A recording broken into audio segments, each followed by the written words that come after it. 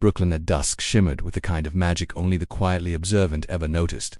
The world was too loud for most people to hear it, but not for Clara Monroe. To her, the city had always been a symphony of subtle beauty. The way steam curled from manhole covers in winter, the rhythm of late-night saxophones echoing from apartment windows, the scent of roasted chestnuts drifting from carts stationed outside subway stations. This was the city she had chosen to call home, not because she needed to, but because it reminded her who she was when everything else tried to make her forget. Clara came from a life where perfection was expected and emotions were managed like investment portfolios, quietly, discreetly, and only when necessary. The Monroe family name opened every door in Chicago, from the gilded opera houses to the exclusive university halls. Her father was an art patron with cold eyes. Her mother, a social architect who'd once advised a first lady. Clara was meant to inherit that legacy, but she had no interest in curating appearances. She wanted to build something real. She moved to New York at 26 with nothing but a savings account, a resume from a boutique creative agency, and a belief that beauty didn't belong in glass towers, it belonged in human connection. Within 4 years, she'd become one of Brooklyn's most sought-after experiential designers, curating spaces that didn't just look beautiful, they meant something. Her work spoke to memory, to longing, to joy. She made people feel, and that to her was everything. It was on a gray Wednesday in March when she met Elliot Thorne. The cafe was one of those hidden spots you only find when you're not looking, tucked between a vinyl shop and an antique bookstore off Atlantic Avenue. The tables were scratched, the chairs didn't match, but it had charm, and that day Clara sat at her usual corner table with her sketchbook open, jotting down centerpiece ideas for a rooftop wedding in Dumbo. Elliot walked in wearing a dark navy sweater, carrying a laptop that looked like it had survived a dozen overnight trains. He ordered black coffee and sat 2 tables down, unaware of the way Clara's gaze lingered, not because he was striking, though he was, in a quiet, deliberate way, but because he looked like someone who saw, someone who noticed the world the way she did. Their eyes met once, just once. He offered a nod, she offered a smile. Neither said anything. Not then. 3 weeks later, she saw him again. This time it was at a charity gala in Tribeca, sleek rooftop affair strung with warm lights and floating florals, the kind of event Clara had become known for. The theme was urban renaissance, a celebration of New York's creative rebirth after years of economic fatigue. Clara had designed every detail, from the reimagined vintage film reels to the calligraphed quotes hanging from the ceiling beams. Elliot stood near the bar, alone, nursing what looked like club soda. He wasn't networking. He wasn't laughing loudly like the venture capitalists and startup founders swarming the dance floor. He stood still, observing the room with a kind of disciplined curiosity that made him seem both completely present and a million miles away. She recognized him before she remembered his name. They talked for the first time that night. He was, as it turned out, the founder of a small health tech startup called Thornatech, aimed at decentralizing access to diagnostic tools for low-income clinics. His software could detect anomalies in medical scans using AI, flag high-risk cases, and connect rural health centers to specialist networks in real time. It was brilliant, idealistic, and utterly underfunded. He wasn't trying to sell her anything. He wasn't posturing. In fact, when he talked about his work, it wasn't polished or practiced, it was raw, personal. "My sister died because her clinic didn't have the tools to detect a preventable heart condition," he told her, voice steady but tight. "That was 10 years ago. This is my way of making sure it doesn't happen to someone else." Clara didn't speak for a moment. Then she said softly, "You don't talk like a founder." He smiled. "I never wanted to be one," she offered, to connect him with a former mentor of hers, a woman who ran a global health foundation out of Geneva. He didn't say thank you right away.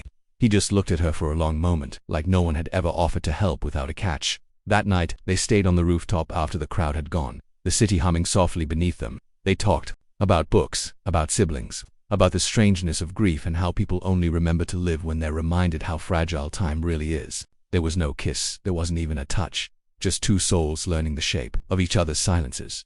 Over the following months, they fell into something neither of them named. Late nights turned into early mornings.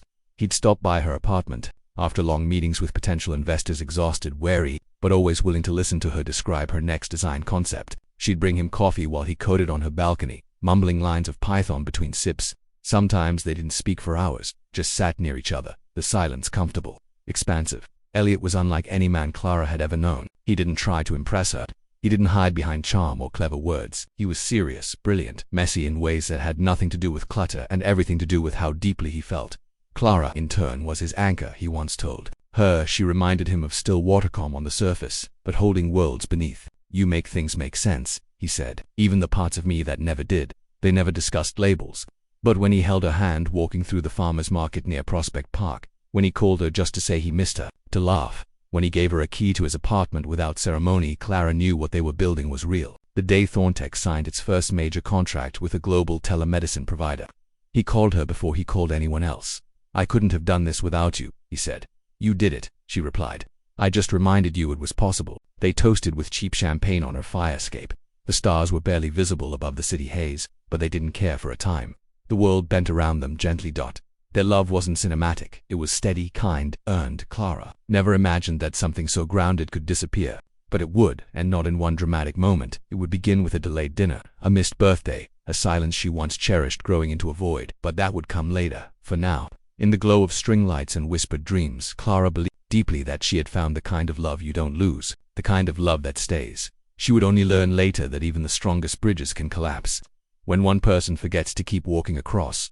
The penthouse had been a dream once. Floor-to-ceiling windows framed lower Manhattan like a portrait of ambition. Every surface gleamed. Every corner spoke of taste and intention. Clara had chosen the scent of the custom candles, fig and white cedar. Elliot had commissioned a local artist to paint the abstract canvas that hung above their dining table. It wasn't a home designed to impress. It was supposed to be a haven, the place where their life, not just their schedules, would unfold. But something had shifted. The furniture remained untouched. The wine rack still held bottles from their first Napa trip. The books she loved still lined the shelves, though Elliot hadn't picked one up in months. And the silence at first it had been soothing, a kind of shared quiet. Now it hung between them like fog, dampening every gesture, every attempt to connect. Elliot wasn't unkind. He wasn't cruel. He was simply elsewhere. He left early, came home late. Sometimes, not at all. And when he did, his presence felt more like a shadow passing through than a person returning home. Clara tried not to measure the absence, but absence always measured her. She'd begun to plan her evenings around being alone, not in resentment, but in survival. She cooked for one, lit a single candle instead of 3, turned on the radio not for the music, but for the illusion of company. She'd learned how to fall asleep to the ambient whir of the city, her hand reaching out across cold sheets to the place Elliot used to fill. When they did talk, it was brief and transactional. "Did you email the contractor about the guest bathroom?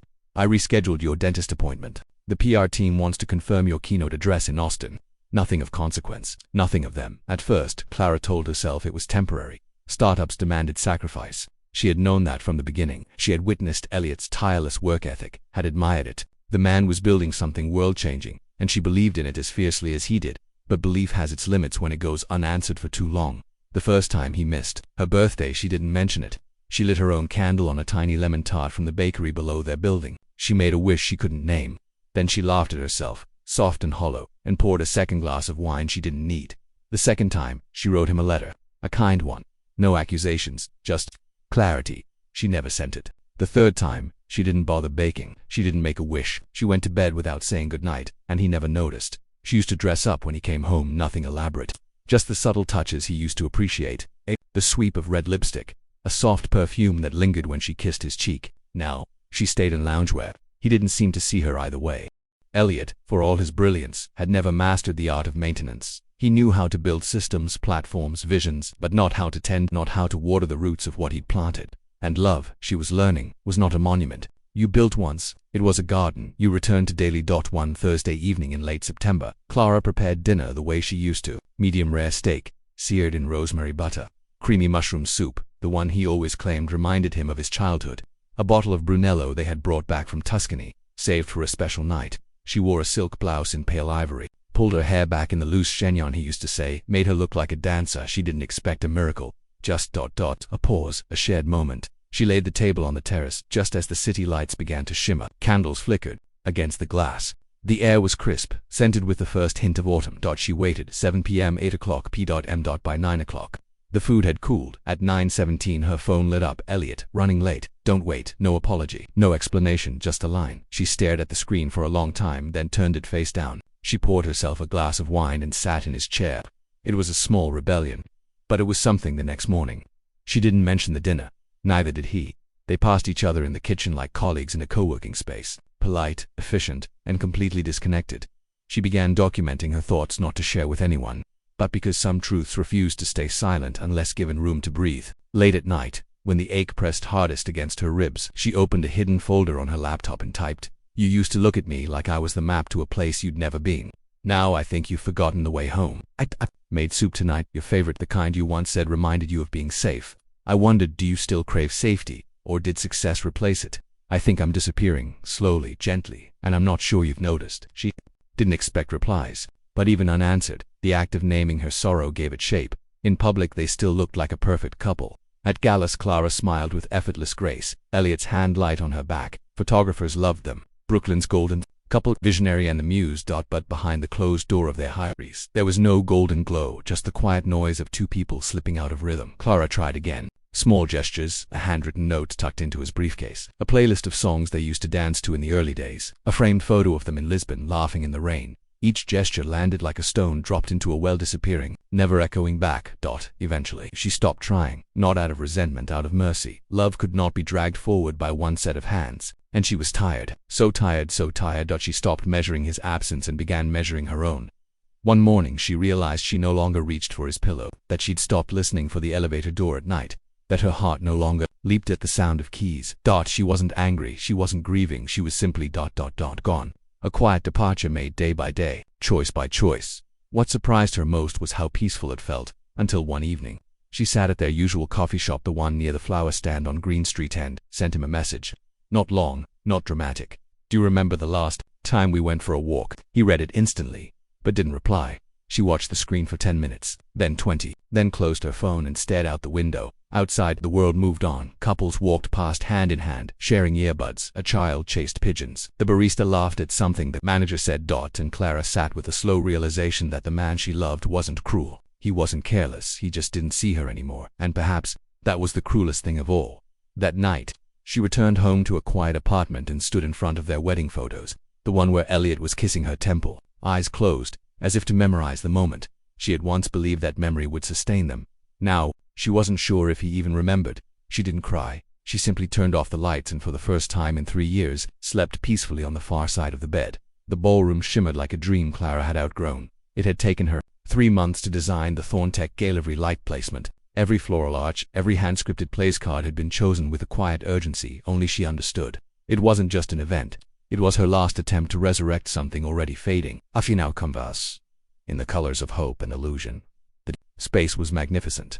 Candlelight draped the high ceilings like constellations. A quartet played slow jazz in the corner, soft enough to leave room for conversations, but present enough to stir nostalgia. Champagne flutes clinked, laughter rose and fell. Her design was working. The room felt enchanted, but Clara didn't feel anything at all. She wore a gown the color of garnet, deep and warm, cut low in the back, flowing like smoke when she walked. Her hair was swept into a loose knot, a few strands brushing her collarbones. Her makeup was subtle but intentional, framing her features in soft defiance. She looked radiant, composed, unreachable. It was their 4th anniversary. Elliot hadn't mentioned it. She had reminded him once, gently, weeks ago. He'd nodded without looking up from his laptop. Since then, nothing. She had still hoped he would come tonight. The invitation bore both of their names. She had ensured the menu included his favorite dessert, dark chocolate tart with espresso glaze. Even the music had been curated with songs from their first year together, the ones that played during their long drives to upstate wineries, back when ambition was something they shared rather than something that divided them. But as the hour ticked past the scheduled start, Elliot was nowhere to be seen. She checked her phone. Nothing. She told herself to breathe, to focus on the guests, on the donors, on the journalists whispering her name in admiration. Still, her eyes flicked to the entrance every time it opened. And then, as if fate had a cruel sense of irony, Adrian Vale arrived. He moved like someone who had always known the rules of the room and how to bend them. Tall, angular, dressed in sharp black and a crooked smile. Adrian was both friend and rival of Elliot's, a venture capitalist with a reputation for collecting companies, and, when bored people, Clara had never taken his flirtations seriously. He was the kind of man who admired with amusement, not sincerity. But tonight, when he approached her with a drink in hand and eyes that noticed too much, she didn't look away. "You've outdone yourself," Adrian said, his voice low, conspiratorial. "It's as if you redesigned heaven." She gave a half smile. "Let's hope the donors agree." He tilted his head. "And where's the king of the empire tonight? Running late to his own coronation?" Clara looked away. Adrian watched her. He didn't press. Instead, he offered his hand. "Dance with me." It was not a request. It was not a dare. It was an invitation, a lifeline wrapped in velvet, dangerous in its simplicity. She hesitated, said no in her mind, but her body moved. She placed her hand in his. The music swelled. The room blurred. They danced not close, but close enough.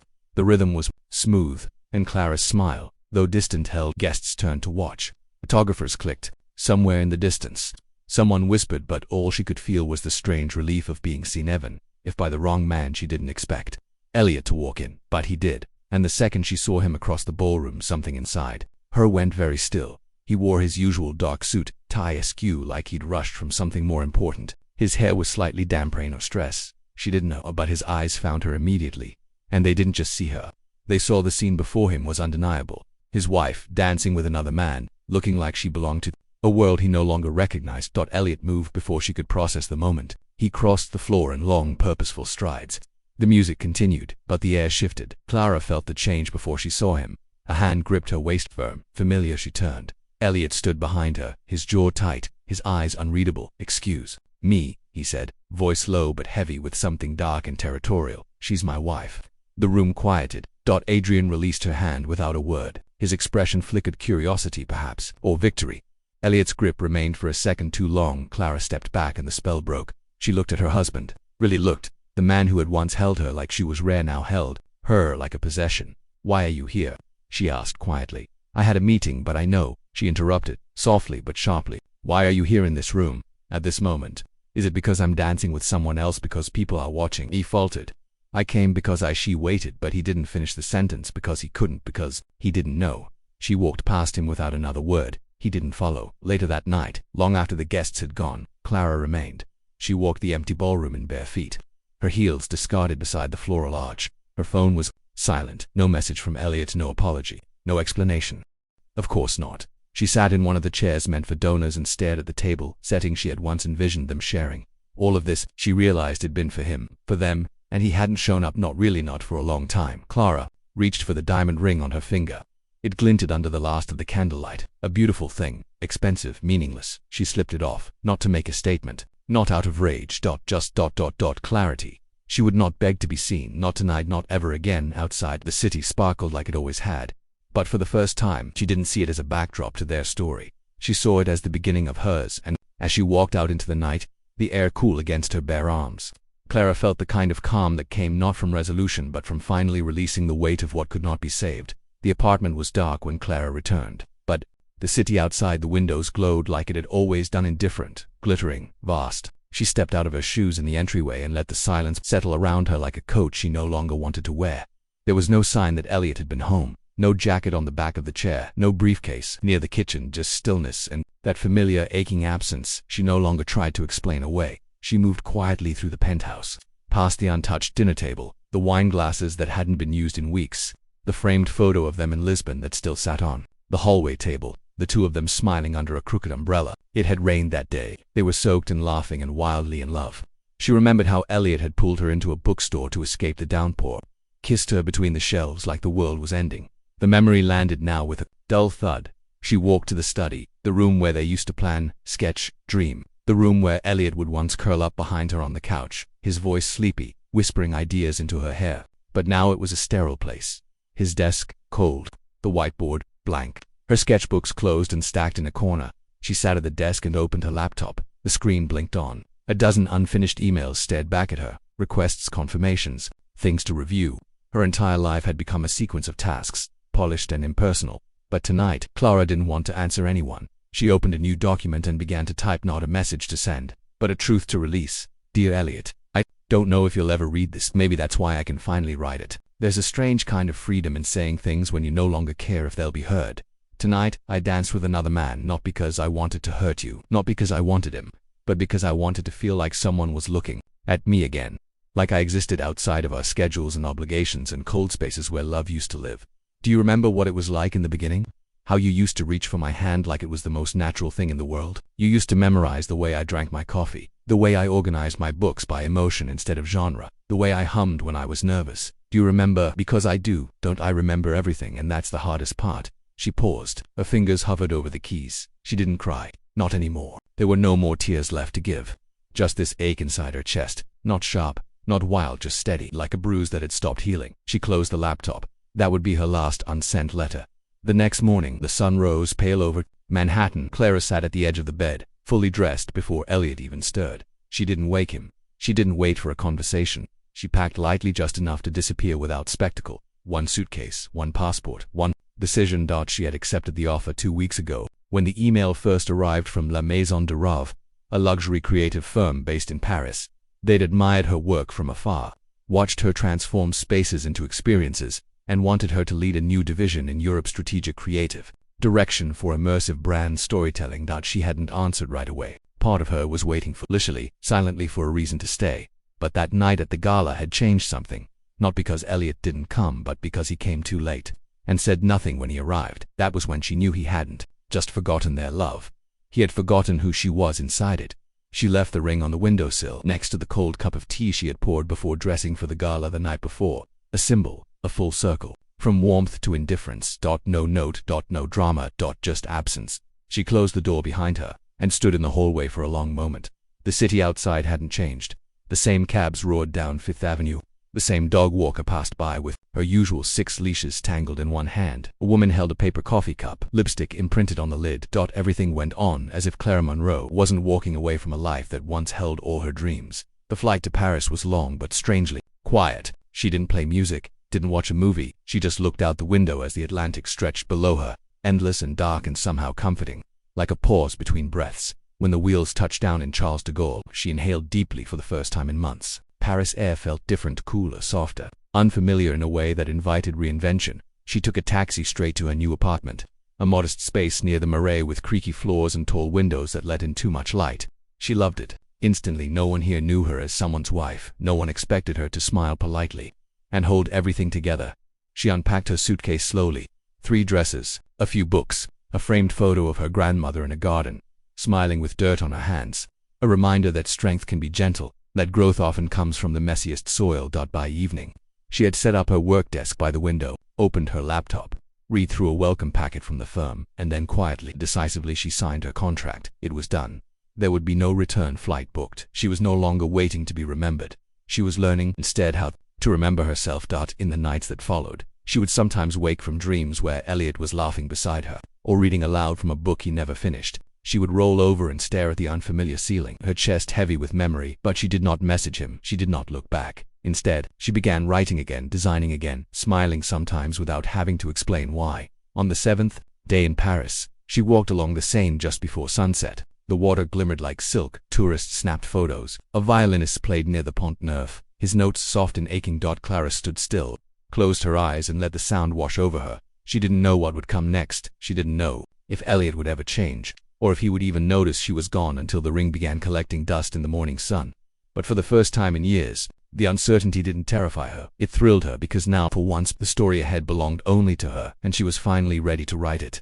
The first thing Elliot noticed was the silence, not the comfortable kind that had once defined the earliest days of their home, the kind filled with the soft clink of glasses, the rustle of pages turned, the music Clara played while sketching plans on the kitchen island. No, this silence was different. It was absence. He stood in the doorway of their apartment just after midnight, rain dripping from his coat. He had expected the soft glow of the hallway lamp left on for him, the scent of lavender tea, the trace of Clara curled up on the sofa, asleep with a book still open on her lap. But the light was off. The air was stale. The apartment felt abandoned. He moved slowly through the living room, his shoes quiet against the wooden floor. He called her name once, not loudly, not out of panic, just softly, unsure. There was no answer, only the ticking of the kitchen clock and the faint hum of the refrigerator.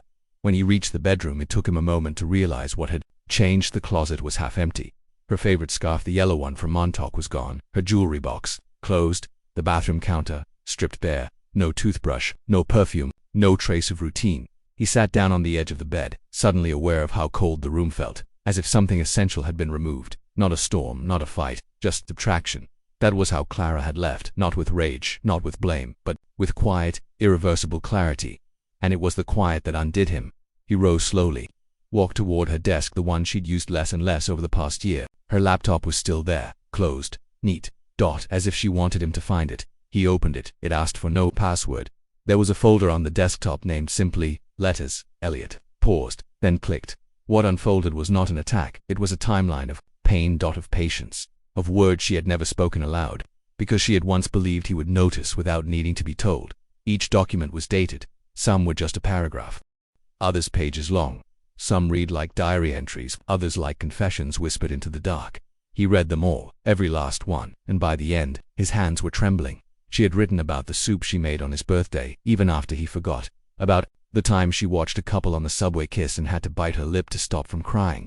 About how she had begun to doubt whether she was still lovable, or merely tolerated. There were no accusations, no bitterness, only a devastating, patient ache. The kind that grows when love isn't killed by betrayal but starved by indifference. Elliot leaned back in her chair and stared at the ceiling, as if the answers might be written there. But there was nothing. Nothing but the knowledge that the woman he had once sworn to protect had left after years of being unseen, not unloved. That was the tragedy. He had loved Clara in his own way, but he had loved her like a man trying to outrun the future, building an empire with both hands and hoping she would simply wait in the doorway until it was finished. He hadn't realized that while he was building something for them, she had been waiting alone inside it. At dawn, Elliot found himself in the kitchen making coffee on autopilot. The mug she used, white ceramic with a tiny sun etched at the bottom, was still in the cupboard. He took it down and held it in both hands, suddenly unable to breathe. He didn't go to the office that day for the first time in 7 years. Elliot Thorne cancelled everything. He didn't call his assistant. He didn't check his calendar. He simply sat in the living room, reading her letters again and again, as if somewhere in them there might be a map back to her, but there wasn't, because she hadn't written them to guide him. She had written them to survive him.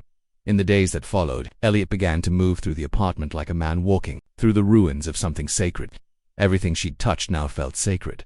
Her robe hanging on the back of the door, the half-empty journal tucked between cookbooks, the tiny glass vase still holding a dried rose he hadn't known she kept. He wondered if grief always came this way, not like a wave, but a shadow pressing down in places that used to feel like home. He didn't call her. He knew better. He had forfeited that right. Instead, he took long walks without a destination, sat in coffee shops she used to love, tried to remember the last time he had really looked at her, and hated himself for how long ago that had been. He returned home each night to silence, but something in him had shifted, and then, one afternoon, he found the envelope. It had slipped behind the bookshelf, fallen from where it must have once rested. He opened it carefully. Inside was a letter, different from the others, not written on a screen, written by hand, in her looping, graceful script. It wasn't dated. Elliot, if you ever find this, I hope it means you've begun to feel again. I hope it means you're looking for something deeper than apology. I don't need grand gestures. I never did. I needed to feel like I mattered to you when no one else was watching. When there was no audience, no crisis to manage, no win to celebrate, you used to hold my hand like it anchored you. Now, I hold myself. This isn't a goodbye letter. I said goodbye the moment I stopped waiting for you to come home. This is just a hope that one day you'll learn how to be present in a world that keeps asking you to disappear. Elliot pressed the letter to his chest, his eyes shut tight. We didn't deserve her hope, but it was all he had left. And in that fragile, trembling moment, something inside him cracked, not from grief, but from truth. He had spent years building walls of purpose, of performance, of pride, and now they were collapsing, stone by stone. He sat there on the floor of the living room until night fell. When he finally stood, he knew what he had to do, not to win her back, not to chase redemption, but to become the kind of man she wouldn't have had to survive that night. Elliot opened a new document on his computer, and for the first time in his life he wrote a business proposal, not a pitch, not a plan, but a letter, not to Clara, to himself, a promise that he would learn what love meant, not through loss, but through the choosing every single day. Starting now, Paris had a way of whispering rather than shouting. The streets wound into themselves like stories, and the air always carried a subtle perfume: fresh bread, motor oil, old stone, and something floral rising faintly from unseen windowsills. Clara had forgotten what it felt like to walk without being watched, to sit without being needed, to exist as her own center. The city made no demands. It simply let her be. Her apartment near the Marais was small and imperfect. The tiles in the kitchen were cracked. The shower dripped when the wind blew hard. The neighbors argued in musical French, but it felt honest. Real. She had chosen every fork in the drawer, every cushion on the narrow sofa. For the first time in years, her space was truly hers. At La Maison de Rave, she was exactly where she belonged. Her role as creative director for immersive experiences allowed her to translate emotion into architecture, memory into design. She didn't just plan events. She sculpted moments, crafted the kind of spaces where people could pause, feel, remember. And the irony didn't escape her as she was helping strangers reconnect while still piecing together the fragments of her own heart. But healing, she was learning, wasn't a single epiphany. It was thousands of small choices. Like waking up without checking for messages. Like taking herself to dinner on Fridays and ordering the wine she used to save for company. Like placing a jasmine plant on the windowsill, because it reminded her of her grandmother's garden. Her days were full, her nights were calm. And yet, sometimes, she still woke with Elliot's name caught between her breath and her chest. She didn't contact him. She had said all she needed to say by leaving, but life, it seemed, had more to unfold. It began with a letter. There was no return address on the envelope, just her name, written in a hand she hadn't seen in months, neat, controlled, familiar. She opened it slowly, sitting at the small dining table with her morning tea, her fingers trembling just slightly. Clara, I'm not writing to ask for anything. Don't deserve even this space, but I wanted you to know I'm awake now. Not in a grand way, Not in the way that asks for forgiveness, but in the small, brutal way of noticing what I missed, what I damaged, what I forgot to cherish. You once told me you needed to be seen, and I see you now, not as a reflection of my own ambition, not as a fixture in my home, as a whole, intricate, magnificent person who chose me long after I'd stopped choosing you wherever you are. I hope you're breathing easier. You don't have to write back. I just wanted to say thank you for loving me the way you did. E. She read the letter once, then again, then folded it slowly and placed it in the drawer beside her bed. She didn't cry, she didn't feel vindicated. She felt something else entirely quiet. Days passed, she focused on work, walked the city, made friends, smiled more. But then she saw him. It was late afternoon in the Jardin du Luxembourg. A violinist played near the fountain, the air thick with spring and memory. Clara had stopped to watch the ducks on the pond when she saw a familiar figure seated on a bench beneath the trees, book in hand, head bowed, entirely alone. Elliot, he wasn't dressed like the Elliot of New York. No suit, no tension in his shoulders. He wore a soft gray sweater, sleeves pushed up, dark jeans, slightly wrinkled. He looked smaller, not physically, but spiritually, as if life had finally chipped away at the armor he'd worn for years. She didn't approach, he didn't see her, sat for another hour, then closed his book, placed it gently in his bag, and walked away. She didn't follow, but she didn't forget. 2 days later, she passed the same bench on her way home and found a folded page left beneath the slats. She knew it was for her. It wasn't signed, but it didn't have to be. I come here because this is a place where people slow down. I think I'm learning how to slow down. There's a kind of love, I've realized, that doesn't chase or demand. It just stays nearby, quiet, present, like a shadow that doesn't ask for light, like a prayer whispered without expectation. If you ever sit here, I hope you feel it. She sat on that bench that evening, didn't write anything back, but she sat, and that was its own kind of answer. In the following weeks, Elliot became a presence in the background of her city, not disruptive, not loud, just present. She'd catch glimpses at a corner cafe, a bookstore she loved, walking along the Seine as dusk draped the rooftops.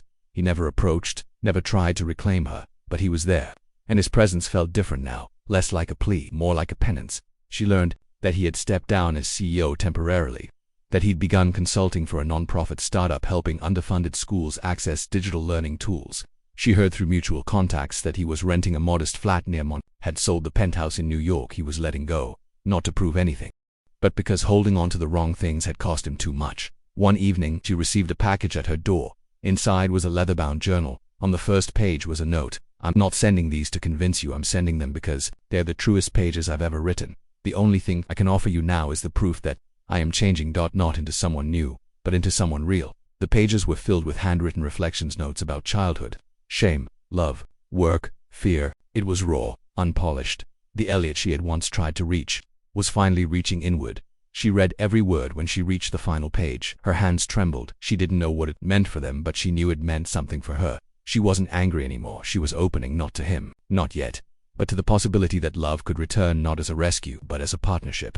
One afternoon, she passed him on Rue de Rivoli. He looked up, their eyes met. He didn't smile, he just nodded. Clara nodded back. That night, she opened her windows to the spring breeze, sat at her piano, the one she hadn't touched since moving, and began to play. The song wasn't about sorrow, it was about beginning again, and somewhere in the city, Elliot walked with his hands in his pockets and the kind of silence in his heart that didn't hurt anymore. It healed. The skies over Paris had turned a muted gray, the kind that hinted at rain but never made promises. Clara stood just inside the glass doors of the gallery where La Maison de Rave had hosted its latest event, an immersive floral installation inside a historic conservatory in the heart of the city. The guests had gone.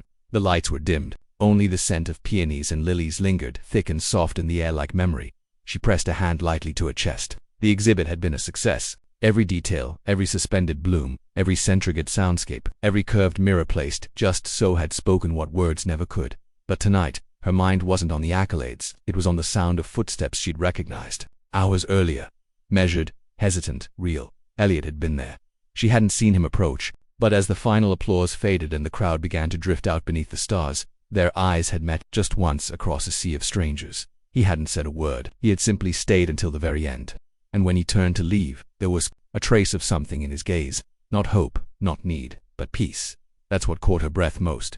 Peace. He wasn't chasing her anymore. He was simply witnessing. Later that night, the rain finally came. Not in torrents, but in soft, reluctant drops.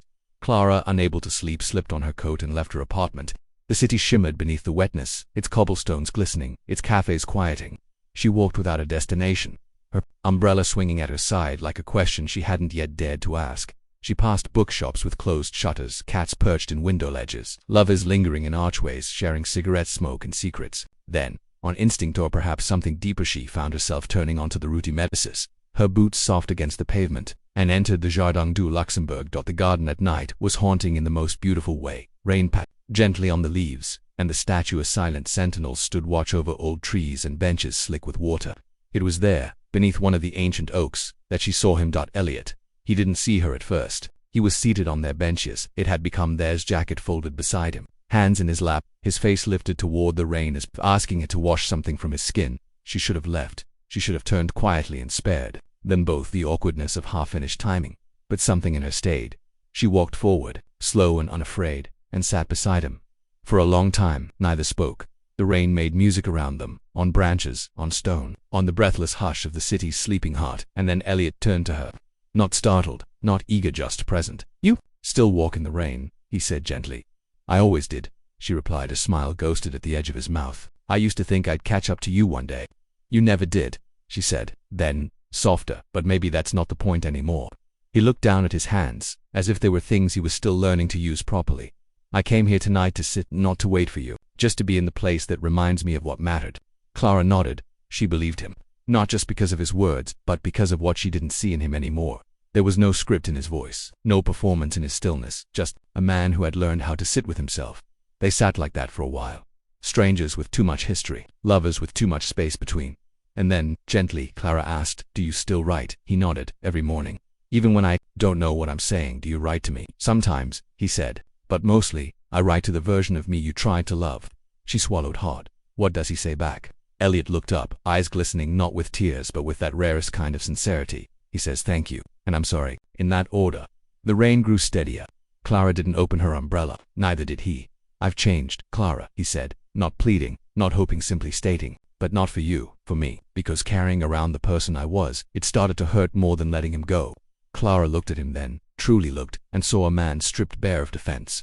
Not reinvented, not polished, just real. She saw the lines around his eyes he had never let time carve before, the softness in his voice where sharpness used to live. "I don't know what to do with this," she whispered. "You don't have to do anything." A breeze swept through the garden, lifting the rain like a veil. Across the path, a lamp flickered, sending long shadows dancing across their feet. "I still don't know if I can trust you," she said. "Not with promises, not with ... endings." Elliot didn't flinch. "Then don't trust me with either. Just trust me here now in this moment." She turned back to the tree in front of them. Its leaves shimmered, its bark glistened. She thought about all the hours she had spent trying to forget him, and all the ones he had likely spent trying to become someone worth remembering. "I'm not the same woman anymore," she murmured. "No," he said. "That's why I came." They didn't touch, didn't reach, didn't rush, but when Clara stood, Elliot stood with her, not beside her, not behind, just with. They walked slowly out of the garden, the rain steady now, pooling at their ankles. When they reached the gates, they paused. The world outside was waiting. Horns, neon, distant music from a bar tucked around the corner. "Will you be at the Design Expo next week?" he asked carefully. "I might," she said. "I'll be in the back row," he said. "Not to distract, just to watch." She smiled then, a real smile, the kind that bloomed from no one else's expectations. "I'll look for you," she whispered, "but not too soon." "I wouldn't want you to," he said. And with that, they parted not as a goodbye, but as to people who had once loved wrong and now quietly might be learning how to love right. Not with words, but with presence, with rain, with stillness, and with time. The reservation was for 7 o'clock at a small tucked-away bistro on Rue des Cinq Diamonds. Clara had chosen the place, not because it was elegant, it wasn't. The tables were cramped, the menus handwritten, the candlelight always too dim to read by. But she had come here often in the first months after arriving in Paris, alone, mostly, sometimes with colleagues. It was where she had learned the language of quiet selfhood, ordering just enough, eating slowly, letting the evening stretch long and unhurried. Tonight, she was not alone. Elliot arrived exactly on time. He wore a dark blue jacket, not formal, but clean, thoughtful. His hair was a little longer than she remembered, falling into his eyes. He looked around as he entered, eyes searching for hers, and when he found her, he didn't smile. He just breathed. Clara stood as he approached. They didn't kiss cheeks, didn't embrace. They simply nodded, a private acknowledgement between two people who had already said the things that hurt in silence, and were now here to say the things that healed. "You look," he began, then stopped. "I know," she said softly, amused. "So do you?" They sat. The waiter brought water. They ordered simply roast chicken for her. mushroom risotto for him, a shared bottle of white wine. And for a moment, it felt like that middle ground between familiarity and beginning, like standing on a bridge and not knowing which side to walk toward. Clara folded her napkin carefully in her lap. Why Paris? Elliot didn't dodge. Because I needed to go somewhere where no one expected me to be who I used to be. She nodded slowly. And are you every day? He said. A little less of who I was, a little more of who I wish I'd been when I had you. There was no bitterness in her expression, no flinch, just quiet listening. I came here, he continued, because I realized something terrifying, that success had become my apology. That I thought if I built enough, achieved enough, grew enough, maybe it would justify how absent I was. But all it did was decorate my loneliness. The candlelight flickered between them. Clara tilted her head, watching him as if seeing a painting she hadn't noticed hanging in her own home. I spent so long trying to convince myself that I didn't need to be needed, she said. That it was enough to be useful, to you, to the world, to whatever project I was building. But in Paris, I remembered what it felt like to just exist, not perform, not prove, just be. Elliot traced the rim of his glass with one finger. That's why I asked for dinner, not because I wanted answers, but because I thought maybe we could just be. She smiled then, faint but genuine. I used to crave that from you. I know, he said. I used to think intimacy was showing up when things were broken. I never realized it's about staying when things are quiet. Their meals arrived. They ate slowly, unhurried. There was silences, but none of them felt sharp, just space, breathing room. You remember the trip to Lisbon we never took? Clara asked suddenly. He looked up. The one we planned 3 times and cancelled each time. Yes, I think about it often. Not the destination, just the idea that we never once let ourselves pause. I booked it once, she admitted. Without telling you I was going to surprise you, but then I saw your calendar and didn't want to be an interruption. Elliot winced. You were never an interruption, but I made you feel like one. She didn't answer. She didn't need to. He picked up his glass, held it, didn't drink. I want to ask you something, but I don't want it to be a demand. You can ask, she said, steady. If we had met like this, first me as I am now, and you as you are now, do you think we would have chosen each other? Clara took a long breath. Then another. I think, she said slowly, we would have seen each other really seen without all the noise. But I also think we had to lose each other to even recognize what love without fear looks like. Elliot nodded. Then maybe this dinner isn't about starting over. Maybe it's just about meeting again. I like that better, she said. Less pressure, more truth. They lingered over dessert, shared chocolate mousse, laughed when the waiter brought extra spoons without being asked. Elliot leaned forward, elbows resting on the table, face open in a way she'd never seen in New York. What's your favorite hour in Paris? He asked. She thought for a moment. Early morning, just before the shops open. The city smells like bread and rain. Everything feels possible.